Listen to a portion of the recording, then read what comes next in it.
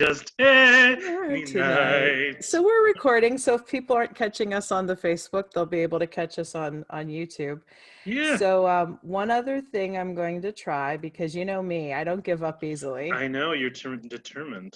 So on Facebook Messenger, on your private page, I'm going to send you the copy link for this. Okay. So see if from there you can just post that right to Patrick Monette. And then hopefully we'll be running live on Patrick Monette from that link. I just For open it, or I.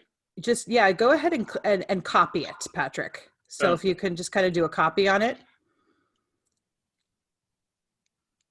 it won't let me Technology.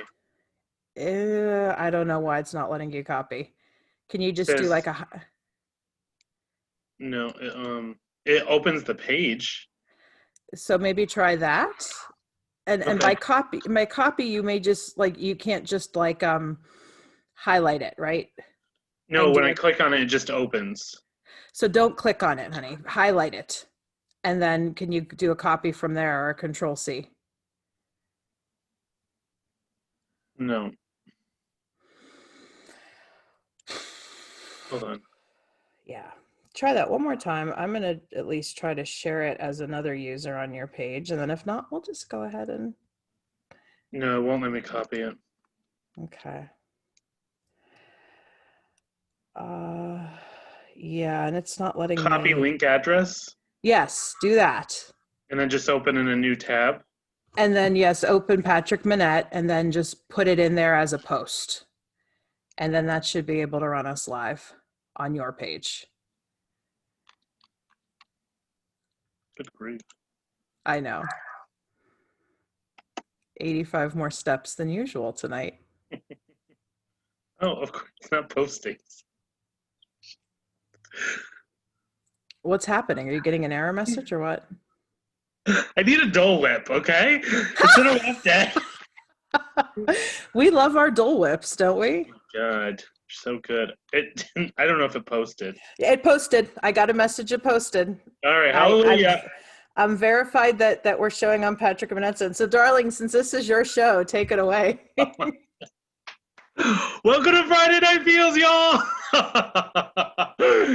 And I have the magical Dr. Jamie Marich joining me today. So, Jamie, thank you so much for coming, and also for helping me with the technological challenges that I'm in dealing with. I try. I mean, as I said, for those who were hearing me a minute ago, Facebook and technology is great when it works and great when it cooperates. And this whole pandemic has forced me to learn as much tech support on Zoom as I possibly can. And all It's the intense. communications. I didn't know how Yeah. complicated it was. Yeah, and it's so interesting how technology is, because I think I've developed this relationship of it. It's great when it works, and it works most of the time. But then those times when it doesn't, I have this sense of, and Yep. then I try to put it in perspective, like first world problem, A, and Hmm. B, be grateful that there's this great meme going around that the pandemic didn't happen 20 years ago, because we all be on our Nokias Oh with my God. 300 texts a month and only like so much data. My So gosh, we'd be writing letters. at least postcards even. So at least the pandemic picked this time to come. A good decade. Yeah. So how are you? I mean, you were the first guest at the inauguration of Friday Night Feels I many moons ago. was. And we were chatting about that before. It was when back in, it was at end of March you did your first show, or early Yes, April? end of March. Yeah. Wow. Wow. I'm what a wild ride it's been. Like I said to you, I feel it's almost been years since I've seen you and since we started this. Yeah, and it's funny, Patrick, because on one hand, it feels like time has just flown. Like it was no time at all that I Yeah, was here last, and in another way, it can feel like, oh my gosh, we're still in this. That there's no end in sight for life getting back to at least how we knew it. right. Maybe that's a good thing, maybe not. So I'm kind of taking a lot of the attitude that I still had at the beginning of this, which is one, like it's truly one day at a time. I can't do anything else but take this day to day and see how it's going to go. And And as with always, that, as we were also talking about, you are staying a busy bee and all of your creative juices busy and what you're bee, offering yeah. for people, which is amazing. Yeah, yeah, and if I'm being honest, since this is Friday Night Feels Filter and free. talking about, how I'm feeling, on one hand I'm very refreshed, and on the other hand I'm very exhausted. I'm really going through this sense of, wow, you can feel two things at once, or three or four things at once, and they could all be equally true and valid, because the rested part comes from that I'm not traveling as much. I've not been on a plane since the middle of March.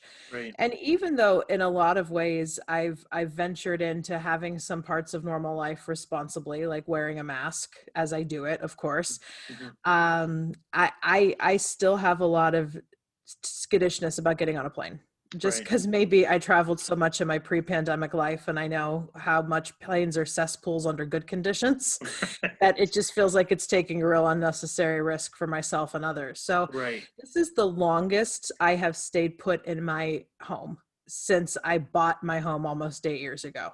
Your cat must Uh, be loving it, as she made he's an loving appearance, it. Sarah. Yeah. Oh, wait. Oh, Oh, she she disappeared. left. Yeah, She got she tired of the left. technology. She got tired of waiting for the technology. Yeah, she did. So yeah, my body feels very rested. Mhm. And I'm really kind of evaluating my life from this place of, maybe I don't need to be getting on planes as much. Maybe it's good for me, good for the environment not to be doing that. Yet, I mean, if I'm also being honest, and we were sharing about this on camera or off camera before the show, I mean, my eyes are shot because Mhm. I was on the computer a lot before. Yeah. And now, with doing whole day trainings on Zoom for multiple days at a time, don't get me wrong, I'm enjoying it. I love the fact that people are able to access ICM trainings who Mhm. haven't been able to because of travel or ease of Yes. access. I mean, that's very exciting to me, that in so many ways the world has felt smaller, and we've risen to the challenge of adapting our skills for teaching to online. Mhm. But I mean, like every good thing, it comes with a shadow side, that my eyes are very tired. I'm very headachy. I've been sleeping on ice packs a lot. Right. It's really encouraged me to amplify my self-care, and to evaluate things like my priorities, and evaluate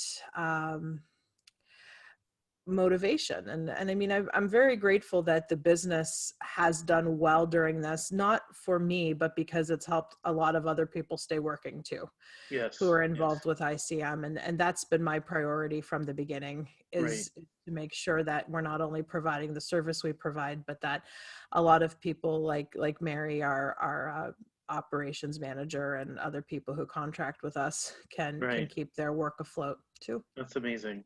And also, and one of the things, you know, what I've experienced with the pandemic is it's removed a lot of obstacles for treatment. So I can only Mm. imagine for, as you're saying, for education and Mhm.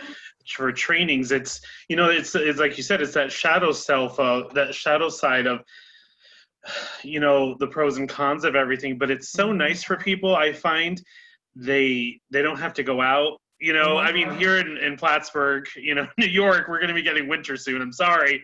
Don't get Right. mad at me. I didn't cause that. Don't shoot the messenger, right? Right. But the idea that people can go home, they can do services in their car, they can, they don't have to worry about childcare, they can be in their pajamas. I've met more amazing animals in the last 4 months than I ever thought I would. Oh, that's So pretty cool. it's so fun. And I feel we're also all connected through this traumatic Mhm. experience, and it just connects our humanity a little bit. For sure. Um, yeah, I mean, I don't even know where to begin on that. For instance, just on the ICM end of things, I've had more interactions with our team in California this year than I think I have the whole 4 or 5 years of our company's existence with the Wow. MDR training, because we've done things like Zoom trainings, allowing some of our faculty to shadow and work with me, and I've been able to use some California faculty and California staff for trainings. And as you know, on the ICM end, we started doing a monthly meeting that was Mhm. suggested by one of our team members, and a lot of people have been taking advantage of that, and just using this as an opportunity to stay more connected. So yeah, I think like a lot of things, there's goods and bads, there's adaptives and maladaptives, there's shadow sides to a lot of it. And I really try to live by that wisdom from the Rumi poem, The Guest House, just welcome and accept them all. Hmm. Because they all have something to teach us. They're all guides. And it's nice for me being part of the Institute for Creative Mindfulness, because being able to go to those meetings, Mm-hmm. it gets, you can connect to all these people that you've heard about or what they're doing, and Right. the amazing things that some of these people are doing that are truly revolutionary for treatment for people in so many different parts of the world. It's really exciting. Yes. And I think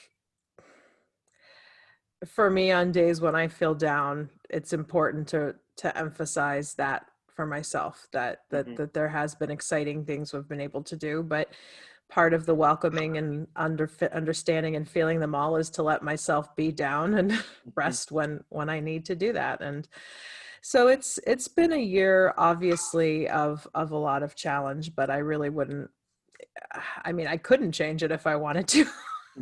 So And here we are. and I think that's a beautiful thing to share, of knowing it's okay to be sad. It's okay to have those moments. Hmm. It's okay to, what I've experienced is sometimes, usually like on a Friday night. So that's part of the reason I created Friday Night Feels, is because you go Right. through this whole week and then you couldn't leave. You couldn't do anything. You couldn't really even connect. So I Yeah. wanted to create a place of joy and happiness with fun, but also education, and Hmm. be able to help me and hopefully other people process everything that's going on and all the insanity and all the Yeah. joys. And I'm really glad you've done that, because I remember the very first time I appeared on this show, it was super special to me. Remember going very deeply with you in this place where I just needed to do that. It Right. just felt like I needed to do that. And I've been delighted to watch you have guests on over the weeks, a lot of people who I know and love, and just hear their lived experiences and hear what they have to share. It's been a beautiful case of we're making the best of it. Right. And I'm going to invite you to go deep with me again tonight, Let's dig deep, my because you know friend. me, because Go. I have something that I want to share. Like, so this is Trauma in the 12 steps. trauma in the and Woohoo. look at that. Okay, so if anyone has been to my website, which you should be, because you should be signing up for the newsletter and checking out all the fun stuff we're doing. The Yep. blue, it's like we're connected, Jamie. I have the Yes. same thing on my website. Yeah. Connected. So this We're is very connected, Patrick. the I think that's newest pretty edition clear. and extended edition. And when did this get released? And I went ahead and put my blue background on for you. July 7th was the release date. July 7th of 2020 was the release date. congratulations. And it was Thank you. also 18 years of recovery for you, sobriety. 18 years of recovery was the next day, yes, on July That's 8th. So congratulations. it was a That's very amazing. fun week for me. Thank you, my dear. I That's really really appreciate that's really that. beautiful. So Trauma in the 12 Steps, an inclusive guide to enhancing recovery, Dr. Jamie Marich, PD, a PhD. And I have this on my Facebook, but I'll post it again after if you want, if anyone's interested in it. And I was just telling Jamie before we got connected, I've been reading it, and it's really beautiful. Thank It's you.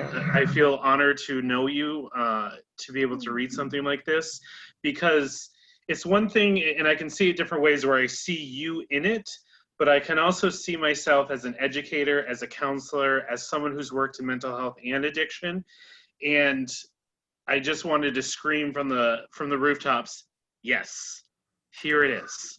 This Thank is you. what we need. And I just wanted to, there's one thing.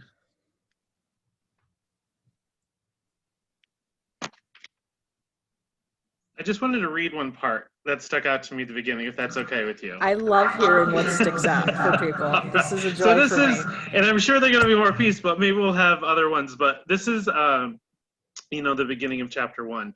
It takes a special person to work with alcoholics and addicts, whether you serve in some professional capacity or whether you serve as a member of a 12-step or other fellowship program. Before you read another word of this book, allow me to thank you for your service. Working with those who suffer from addiction is more than just a job. It's a vocation. I say it, quote, takes a special person, unquote, because the joy of helping someone recover often comes with frustration. There are those who don't want recovery and make your job seem like a living hell. Perhaps the most heartbreak can result when you work with someone who seems to want recovery, and they may even be giving it their all, and then relapse. Relapse is a mystifying phenomenon to understand, and I want to share a story with you that opened my eyes to what we may be missing. Yeah. And it was just really a beautiful way of introduction to what your journey was and has been. Yeah. Thank you for that. And I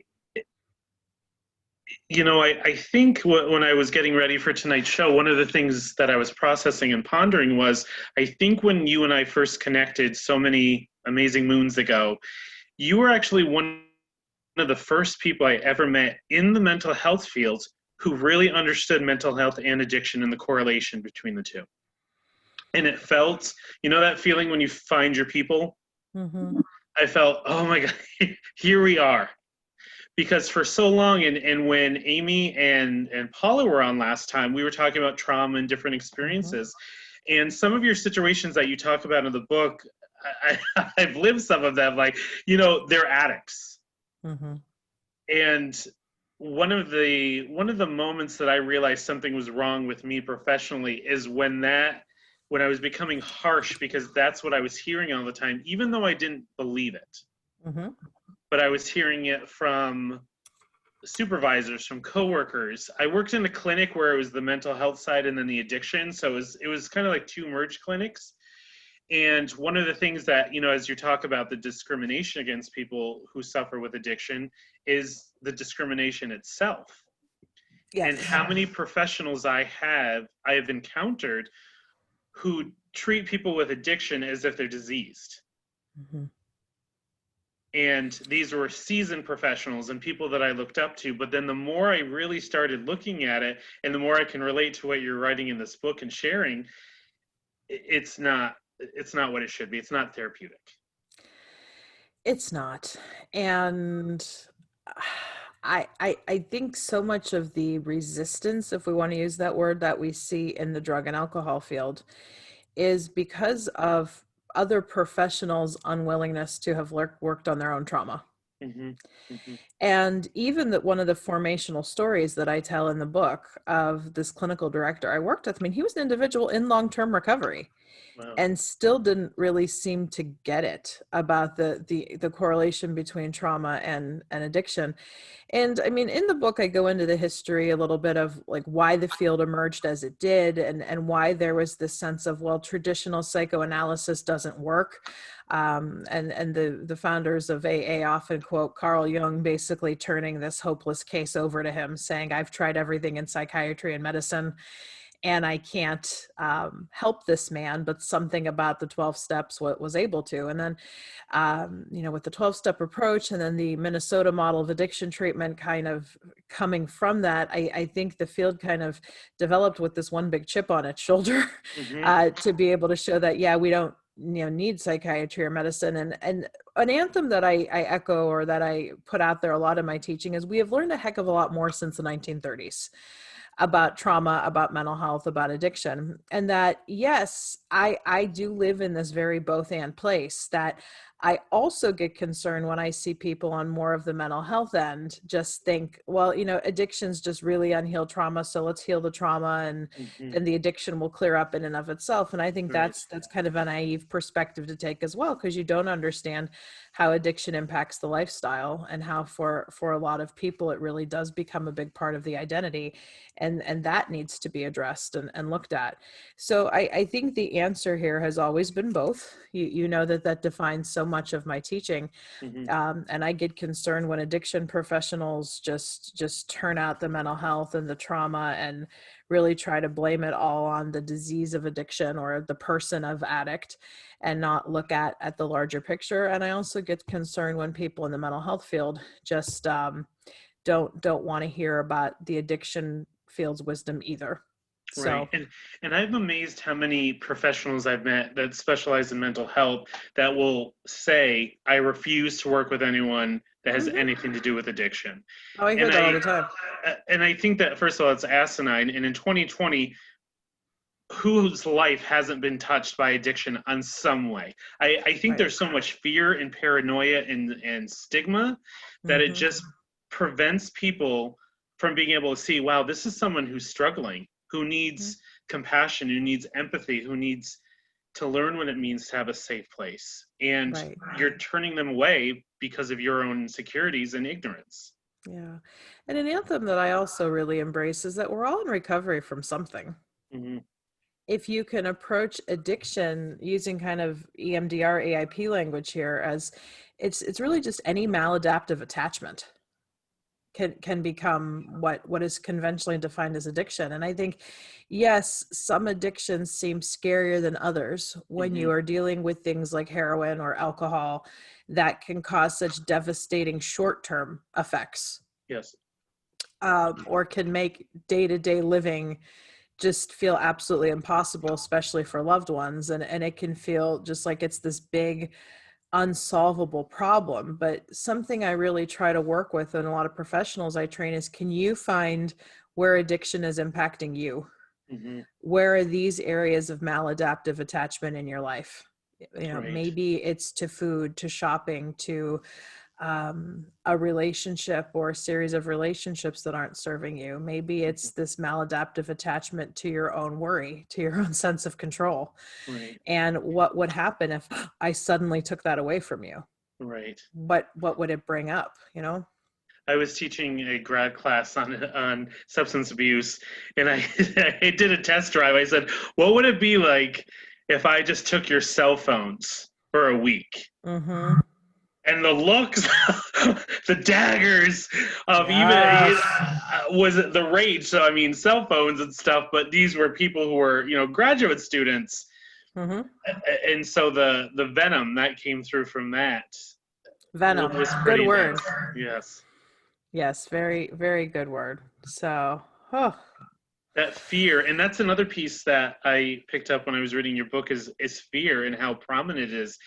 And what I liked is you you brought the light to a lot of these shadowy things of, we're not just talking about professionals, we're talking about people in the rooms, we're talking about people suffering from addiction, family members. Where is this fear just lingering and bleeding into all these different components? yes. And one of the things that I've learned in my experience is, even if a person doesn't have an addiction per se themselves, but Mm-hmm. maybe was raised in a family, Yes. how that family of origin struggle really impacts their relationships and their ability to deal with the stress, to cope today. Yep. And I bring up, and I think you find this interesting as a systems person working with couples and working with families, is the whole idea of don't talk, don't trust, don't feel, Yes. being the three unwritten rules of the alcoholic, the addicted, or really any dysfunctional home, expanding We're live on Mindful this Ohio. scope of addiction. Um, so yeah, I just think that that bears looking at, that don't talk, don't trust, don't feel. Those three messages are all negative cognitions, Mm-hmm. using the language of EMDR that we know so well. And all three of those messages can really get in the way of healthful processing of trauma or stress down the road in life. Mm-hmm. So I know some of the deepest work that I have to do with people, and some of the deepest work I have done with people using EMDR and other trauma interventions, has been for children, for people who are now adults that grew up as Yes. children Yeah. in alcoholic homes or in this type of dysfunction, or people who find themselves in relationships with an individual who's addicted, Mm-hmm. and looking at those dynamics. Because for a lot of us, we can just feel intense shame over getting into the relationships we've gotten into, Right. not knowing what we were getting into with this beast of addiction, if you will, Right. kind of coming in the way. And then that struggle of, how do I love someone who's no longer who I thought they were? Correct. Yes. And then you're stuck in that vicious cycle. Mm-hmm. So I think, so much of the big call to action here is, how do we feel empowered enough to heal ourselves, to heal in whatever way we've been wounded. Mm-hmm. I mean, with family members, a big anthem that we have long taught is, how can you do that whether or not the person in question is still choosing to get well or not? Mm-hmm. Well, and I think that ties in with how I practice EMDR of, when we talk about resourcing and, coping skills, and you may never get to really unpackaging those big issues. But if I can plant some seeds, Mm-hmm. it might take a month, it might take a year, it might take 10 years, but it's going to grow in their own time.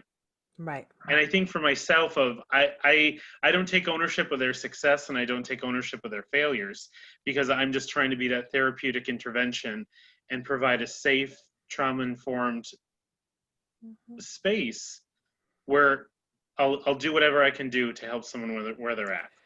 And I think that's a beautiful mindset, that I don't take credit for their success or their failures. I think that's a lot of what EMDR therapy has helped me to do. This Mm-hmm. approach in EMDR, that we stay out of the way. We're the facilitators, we're the guides. They are the ones who, so much of it's the Wizard of Oz mentality too. You have the answers in you. Right. You've had the You could just answers tell in me. you all along. Yeah.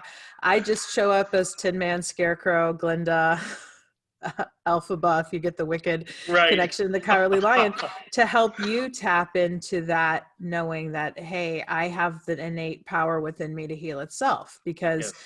we might say in EMDR, the brain is hardwired for healing. I heard a beautiful teaching from Richard Miller, the founder of Iris Yoga Nidra, a few weeks ago, that we are already hardwired for wholeness. Mm, And I that's love beautiful. that. And I think if we as helpers can take on this viewpoint that we are the guide, we're the facilitator, it's not us taking the credit, it not only helps us stay out of our own way, And it helps but heal that fear, I find.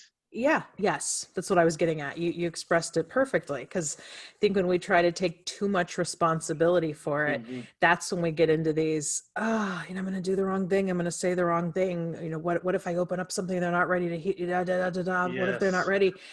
And I mean, it's not to say we just throw caution in the wind either, because we have Right. to prepare ourselves and be ethical and prudent.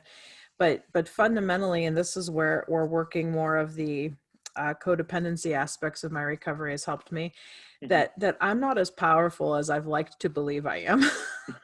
When it comes to working with others, I'm the vessel. And I'm so glad you brought up therapeutic relationship, that is an intervention in and of itself, right? Right. And so much of what we're being called to do in this work is to be healing presence. And just to hold that space, Mm-hmm. and to let them know, I'm sure when you can recall your own experiences, but when you see someone who has, as you're talking about in your book, who have relapsed, Mm-hmm. and it's not about my pain, it's not about my disappointment, it's about seeing this person who's just devastated that they've Right. fallen, and that fear and what that means, and opening the doors, and the harshness of how they judge themselves, and hopefully they have enough resources to be able to stand back up again. But Mm-hmm. to me, that's one of the hardest things about working with people who struggle with addiction. Isn't about all the other nonsense. It's about, it just takes your breath away when you just see someone who's fighting like hell and just is so scared, and you can't, like you said, you can't be codependent, you can't do it for them. Mm-hmm. But you believe in them, and you try to remind them that Mm-hmm. they do have that inner strength, they do have that capability of healing. It's that Very, one step at a time. yeah, very well expressed, my dear. I think that's why we get along so well. And I know we're Agreed. not, just a quick comment to share here from our friend Jen in Buffalo. She said, "You guys are my people." Oh, we We're love you, talking about Jen. my people. I know Jen would probably echo right in with what we're saying there. Yes. Yeah. And it's strange to me that it's such a small group of people that I've encountered who understand that it's interesting, because I don't know how it is in Ohio, but in New York we have two organizing bodies, one for mental health and then Yep, one for same in addiction. Ohio. Okay. And it just always floors me, because it's almost like they're conflicted. They're always Yes, who has more power, who knows the answers. I actually write a little anecdote about that in an earlier book I did called Trauma Made Simple, that when my second husband and I got together, he was asking, like, why all the letters after your name? And I was explaining to him, this is a mental health credential, this is an addiction credential. And he was just, why are they separate?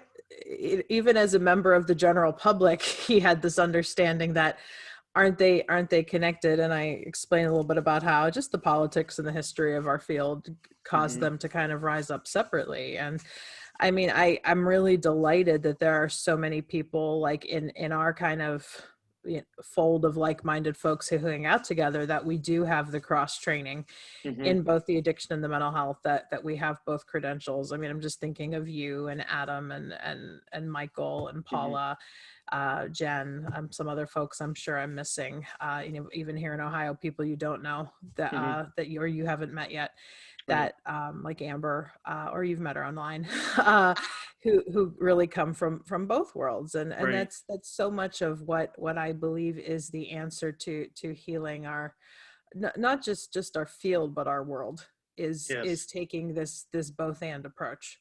That two things can be true at the same time. You can be outraged by racial injustice. You can be outraged by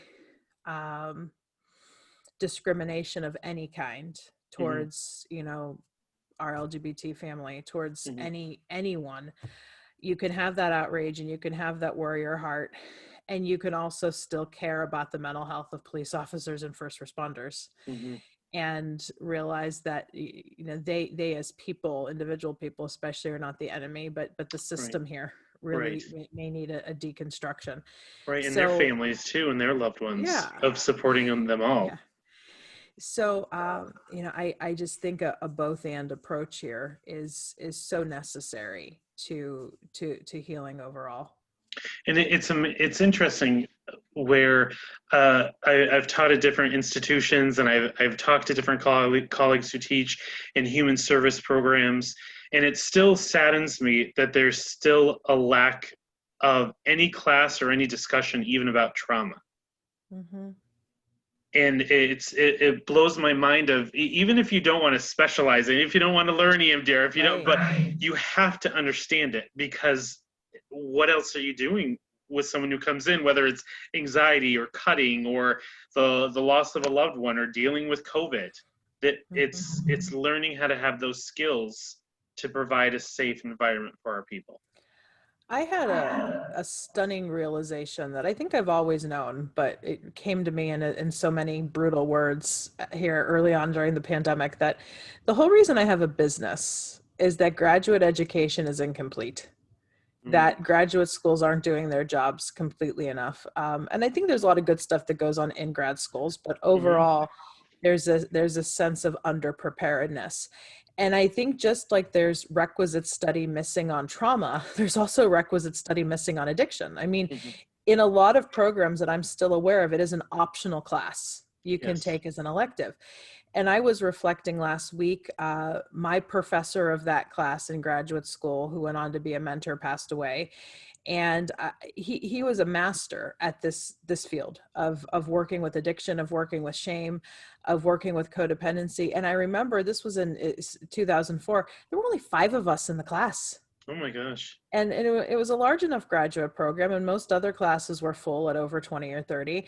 And in this elective course, there were 5 of us taking the addiction class. And it was a master class that we had with Jerry, my mentor. And I just remember even thinking then, like, why isn't the whole graduate program in this course? Why is this elective versus something that really needs to be required? And I do believe a lot of graduate schools are getting more with the program since 2004, realizing that yes, addiction is everywhere. I mean, we've been in a pandemic of addiction a lot longer than we have COVID. Yes. That has been escalating in recent years. So I just think there's we're focusing on too many of the wrong things in graduate training, and not enough on what I think bears real world importance. Right. And it's so interesting as we talk about with addiction, there's such a spectrum. Correct. And when you talk, it's like, well, I'm on addiction. When you get that one client at your first counseling job that you have to recommend treatment, like, I don't have a problem. That we all go through. But learning that when we're talking about addiction or some, there's so many different ways to do it, of, maladaptive coping skills, are you drinking too much? Are you using too much? Are you doing all this? It's if we can take away some of that judgment and say, hey, this is pretty problematic, and being able to present it in a gentle, non-confrontational way, I think is part of that journey of being able to say, I'm not here to judge you. I'm just offering an objective perspective. Yes. One of the things that blew my mind is when I worked with university students and the rampage use of substances and how downplayed that was. And you would just see, you couldn't even have conversation about addiction, even though that's what it was. Yes. And I think part of our fear of talking about addiction is also our fear of talking about trauma, our fear of going there with feelings. Yes. And especially with the work I've done with Adam O'Brien, who I know you've had as a guest. He was on here briefly at one point. I don't know if he still is. We've talked, quite a bit in our work about addiction as a manifestation of dissociation. And what is dissociation but a response to trauma, right? Especially trauma that happens in early childhood.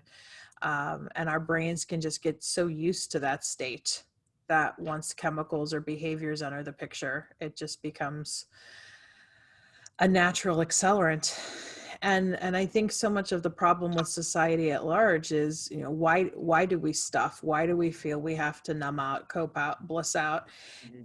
It's because there can be so much shame fostered around feeling the things we need to feel, of saying we're hurt.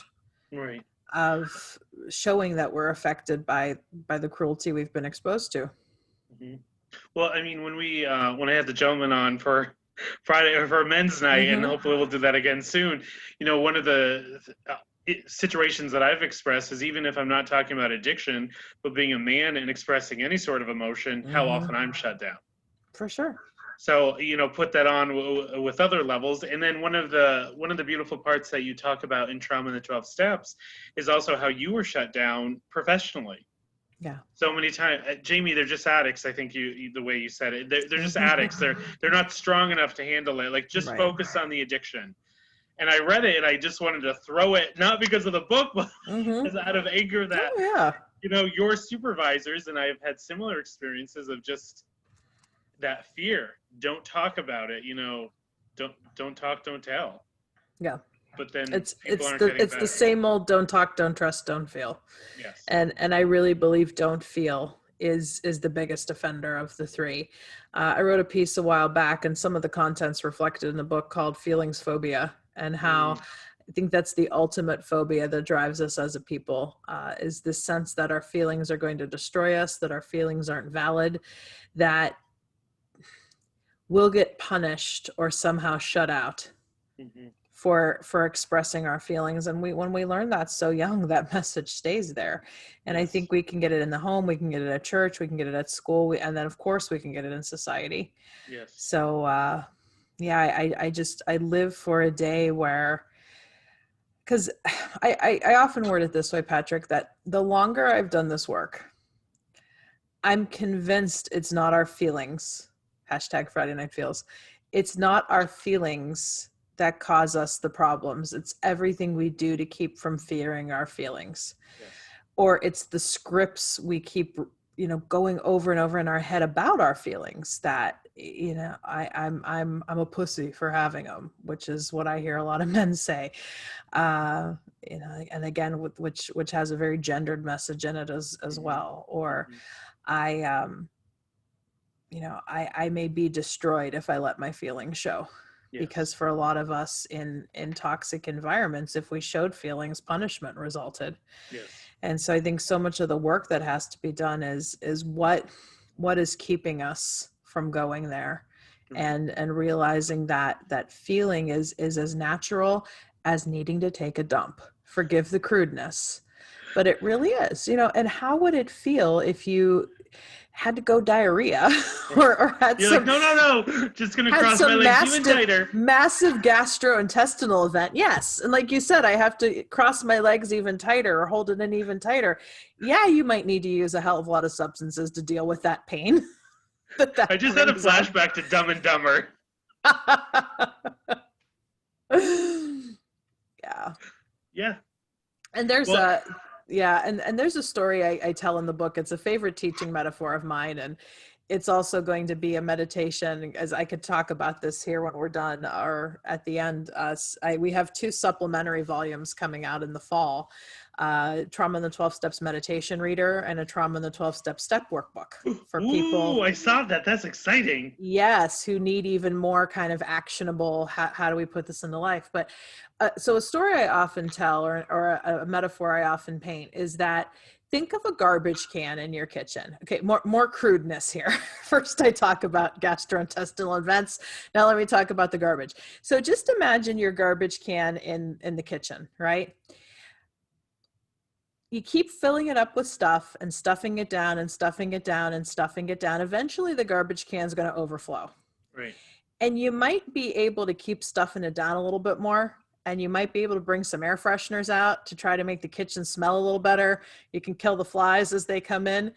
But nothing is going to eliminate the problem quite like taking the garbage out to the damn curb. Right. Right. And that is analogous to, feel the shit. If you Yes. believe in higher power, give it over to your higher power. It's so simple, but can feel so hard when no one has ever taught you that it's okay to take it out to the curb. Mm-hmm. One of the questions that I use sometimes with individuals, but also with my couples, is when we're seeing that conflict and that cycle and that destructive pattern that harms a lot of relationships. Mm-hmm. One of the questions I ask, and they beat themselves up, and that shame comes in. I should know better. I'll just have them take a deep breath and say, "Whoever modeled a healthy romantic relationship for you?" And I can't tell you how many times there are no answers. Yeah, for sure.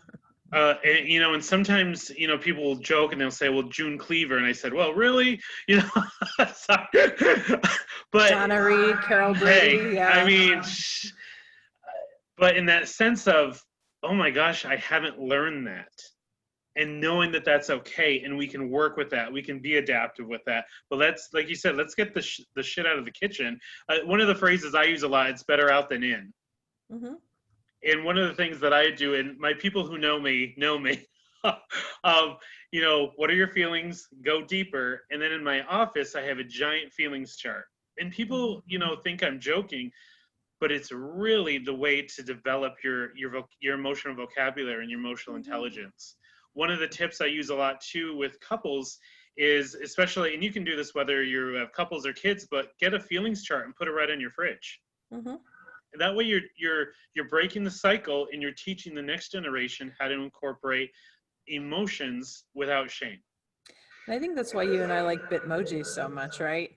Oh my That God, they're amazing. as an expressive artist, I love what emojis and Bitmojis have introduced into the culture. Yeah. And even with my young stepsons who have become my sons, we're sharing those back and forth all the time. And memes and again, I don't think they're simple or reductionist if you use them to build that vocabulary around feelings and bring in discussions that will happen eventually. So Yes. yeah, I mean, I don't think there's too many, we can never have too many ideas for teaching people how to build fluency around feeling. Right. And expression, like you're saying, it doesn't have to be words. It doesn't have to be complicated. Mm-hmm. The truth will set you free. Mm-hmm. And that simplicity is so beautiful and so freeing. It may make you miserable for a while, as the poem or the poster says, but yeah, it will set you free for sure. Right. Well, that's when we have, like essential oil, and mints, and different things like that to help us sweeten the bitter. Yay! Which fragrance is that? Peppermint. I think I may need to peel peppermint on my temples right now for some Ooh, of peppermint this is magical. sinus stuff that I'm going through right now. Oh, I adore the peppermint. It's magic. Jamie, our time is up for the night. I'm a I little know. sad. I know I'm a little sad, especially because we were late going, but I hey, know. we got on eventually, and Well, all I'll day I get was this. singing Tonight from West Side Story. You were with me in my head. We were doing the day, tonight. Tonight, da, da, da, da. Da, Patrick da, and all da. life is a musical one way or another. So, yeah, it's always good hanging out with you, my friend, and I'll get this recording over to you so that you All can right. share it on your YouTube, and hopefully people who are looking for us and couldn't find us tonight. Well, find us. Well, thank you so Well, much for joining me on Friday Night Feels, and I'll post the information of your book so people hopefully. And before we end, I do have one last question for you. please Okay, this is sort of like my version of the magic question. go. If you had an auditorium where you could speak to all the professionals and all the students, what would you want them to walk away with? What message would you want them to know? Heal your shit. Just came up. That's a great question, Patrick. No, it's a great question, and it really I think the biggest thing I want people to realize is that trauma is a real thing that has affected all of us. Mhm. It is not just PTSD. It is not just something that is a veteran's issue.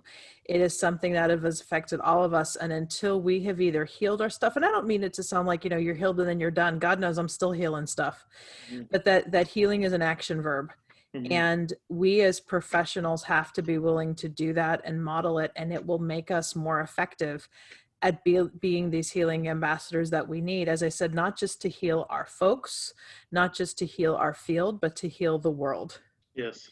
So my message is, hey, if there's something that's blocking you to feeling those feelings, something that's keeping you from taking the garbage out, if you feel like you're holding your stuff in, um, like our friend Hashtag heal Blaze your will shit. say, yeah, hashtag heal your shit. Blaze It's will gonna be a say, new T-shirt. I'm gonna work on it. we got Friday all Night kind of Feels is gonna come hashtag out with a here's, line. yeah. You get Friday Night We're gonna come out with a Feels. line. Yep. Hashtag Friday Night Feels. Our friend Blaze will say, I got you. Okay. As a therapist, hashtag I got you. We got hashtag heal your shit. I have a vision. It's gonna happen. Yeah. I know people. And wrapping into the crudeness that I went to already tonight, maybe the key to healing your shit is to just let it go. There's got to be a Bitmoji for that one. That's the weird thing about Bitmoji, though, is you talk about something. It's like when you talk about like a commercial and it shows up in your feed. Bitmoji does the same thing. We'll be talking about something and then it pops up. Yes, this is exactly what I'm talking about. But thank you so much for coming and spending this time with me. And thank you for everyone who's watching. And I hope you have a safe and wonderful weekend. I love you, my friend. Love you too. All right, we're clear on Facebook. Okay. So, And then turn off the recording. I'll turn off the recording. Yep. Okay.